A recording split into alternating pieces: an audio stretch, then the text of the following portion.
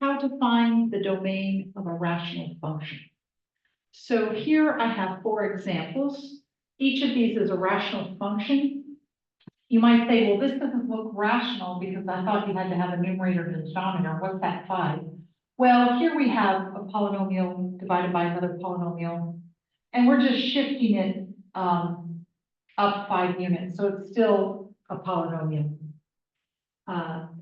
When you're looking for the domain of a polynomial, it's always all real numbers, unless somehow you have restricted the domain. But if you just have a polynomial standing alone, the domain is always all real numbers. And the same is true for rational functions, except when the denominator is 0.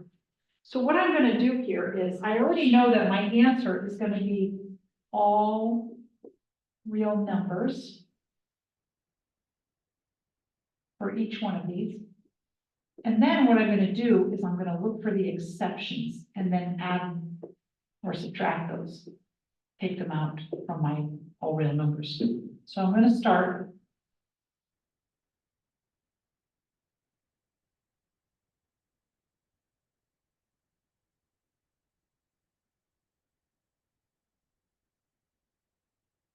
All right, so we start with all real numbers because rational functions are made from polynomials, and which have domain all real numbers.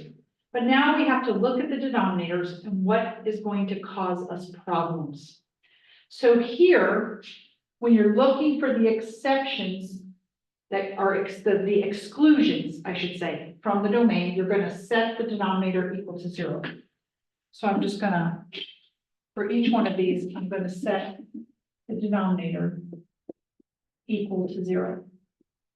And if I add 2 to both sides of my equation, I get that 3x is equal to 2. And then I'm going to divide 3 on both sides. And I get that x is equal to 2/3. Now, this x is an exclusion from all real numbers. So we're going to write it like this, or we can just say except 2/3. So all real numbers except 2/3. And that's because when I plug 2/3 in for x, 3 times 2/3 is 2, and then I subtract 2, I'm going to get 0 in the denominator. You can't divide by 0. So that's why we say except 2/3. Now here, if I set x squared plus 5 equal to 0, this is never true. Why? Well, x squared can be 0 or positive.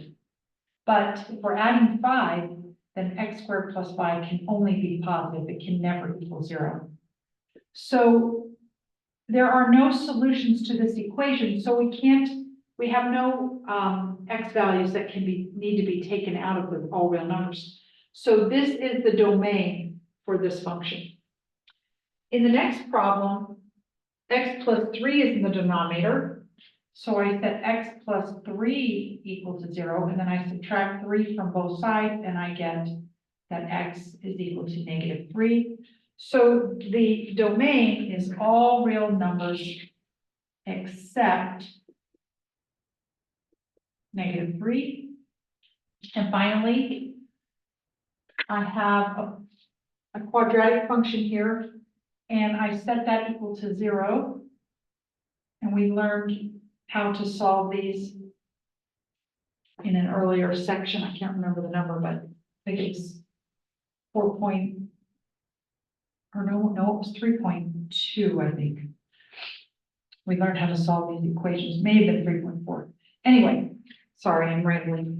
X squared minus 5x plus 6 equals 0. To solve this, we need to factor, or if we can't factor, we use the quadratic formula.